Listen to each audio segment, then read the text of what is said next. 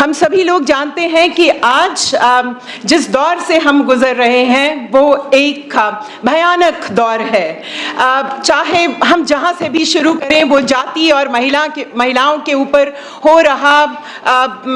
हो रही हिंसा हो, या हमारी जो पूरी अदारे हैं, जो हमारा लोकतंत्र है, वो खोखला किया जा रहा हो।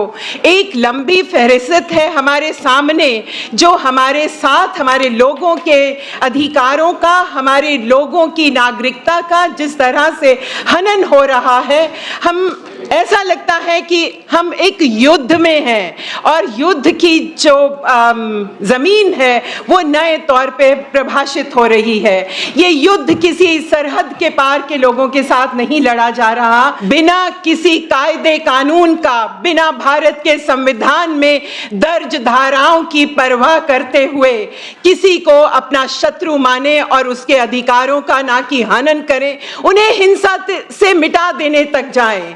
उस तथाकथित हिंदू समाज ने मुसलमान नागरिकों को अपना और इस देश का दुश्मन गर्दान दिया है, और फिर इस दुश्मनी के चलते उनके ऊपर बेतहाशा तशद्दुद किया जा रहा है। महिलाओं के ऊपर, मुसलमान महिलाओं के ऊपर बिना किसी रोक टोक के, दबी जबान में ही नहीं, खुले आम यौन हिंसा के नारे दिए जाते हैं। खुले आम मुसलमान औरतों के ऊपर हिंसा के आह्वान किए गए, और ये आह्वान किसी भी तरह से उन्हें प्रताड़ित नहीं किया जाता, बल्कि दूसरे अपने जो नए मिले हुए हकों को लेकर वो दूसरे जो समुदाय के लोग हैं उन्हें किसी भी तरह से सामूहिक सजा देने के लिए हमेशा तैयार हैं, जिसमें स्टेट भी उनके साथ जुड़ती है। और हमने देखा है कि किस तरह से बुलडोजर चलाकर मुसलमान लोगों के रोजगार तबाह किए गए हैं, उनके घर बाहर तबाह किए गए हैं, और उन्हें मुसलमान होने की सामूहिक सजा दी गई है। इस सरकार ने अपने को काले कानूनों से लैस कर लिया है, और उन काले कानूनों ने सरकार को किसी भी तरह की जवाबदेही से मुक्त कर दिया है। सरकार को किसी को भी पकड़कर अंदर डाल देने में कोई जवाब नहीं देना पड़ता, ना ही कानून।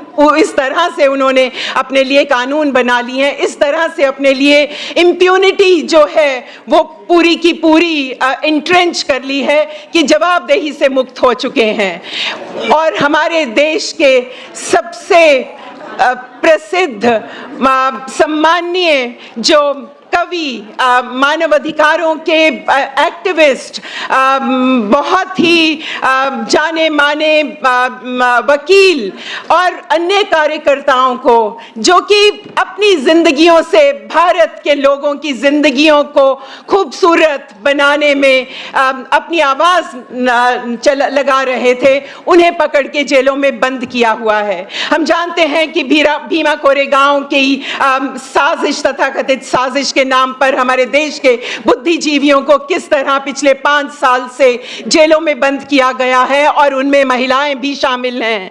महिलाएं हमेशा से कंधा जोड़कर इस हिंदुस्तान की जो भी लहरें उठी हैं, जिस तरह से भी आवाजें उठी हैं प्रतिरोध की, महिलाएं उसके साथ हमेशा खड़ी हुई हैं, और आज भी जेलों में बंद, चाहे वो दिल्ली के कोट अनकोट दंगे हों, या भीमा कोरेगांव हो, या पत्रकार महिलाएं हों, कश्मीर की महिलाएं हों, वो आज भी जेलों के अंदर बंद हैं।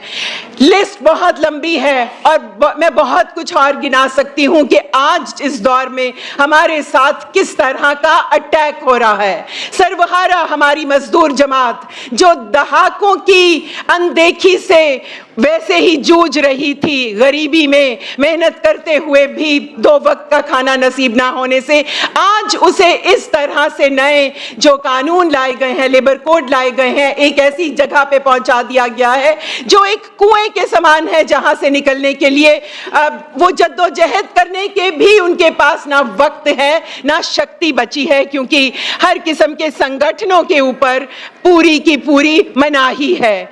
आज इकट्ठे होने बोलने के को भी क्रिमिनलाइज किया जा रहा है। इसलिए मैं समझती हूं कि आज का ये सम्मेलन बहुत ही महत्वपूर्ण सम्मेलन है, जहां हमें ये मौका मिला है कि हम इतनी गिनती में भारतवर्ष से जगह जगह से आकर एक जगह बैठ सकें और अपने सिर जोड़कर ये सोचने की कोशिश करें कि आज जो स्थिति हमारे सामने है हम इसे कैसे समझें और किस तरह से इसमें इंटरवीन करने की स्ट्रैटेजी एक नारीवादी पक्ष से, एक नारीवादी जमीन से क्या निकालें और किस तरह से हम आगे बढ़ें। चुनाव हमारे सामने है, हमने बहुत सारे आह्वान शुरू में ही स्टेज से सुने। हमें अपनी शक्ति इस तरह से बढ़ानी है कि हम इफेक्टिवली उसके अंदर जा सके। कि जो दो हमारे साथ हमारे सामने आंदोलन हुए, पहला नागरिकता कानून में जो संशोधन है जो एकदम डिस्क्रिमिनेटरी था, उसके खिलाफ जो आंदोलन हुआ, और दूसरा किसान आंदोलन।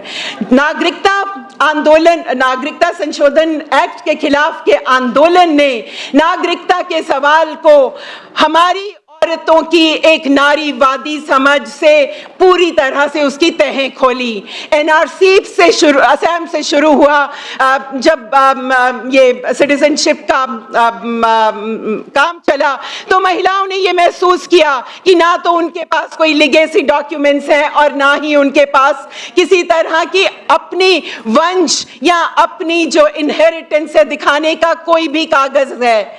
महिलाओं के पास जमीनें नहीं हैं, महिलाओं का जमीन के साथ संबंध केवल उनके हाथों की मेहनत है। वो मेहनत करती हैं जमीन के ऊपर और धान उगाती हैं, उनके पास कागज नहीं है, और उन कागज ना होने की वजह से उन्हें किन किन लिस्टों में डाला गया और हमेशा के लिए उनके ऊपर तलवार लटकाई गई कि उन्हें डिटेंशन सेंटर में भेज दिया जाएगा, और भेजी भी गई।